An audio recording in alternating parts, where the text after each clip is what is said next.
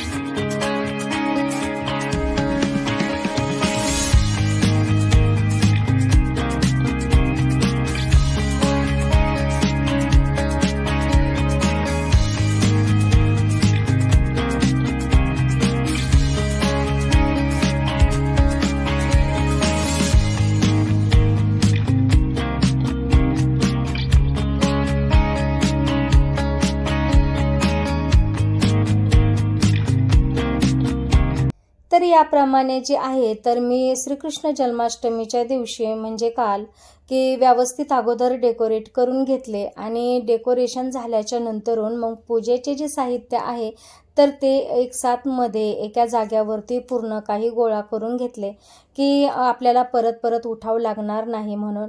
आणि त्यानंतरून दिव्याची पूजा करून घेतली आणि दिव्याची पूजा झाल्याच्या नंतरून या प्रकारे जे आहे तर कपडा काढून श्रीकृष्णाचा जन्म झाला आणि त्यानंतरून जन्माच्या नंतरून मग अगदी व्यवस्थितरित्या मी अभिषेक केला.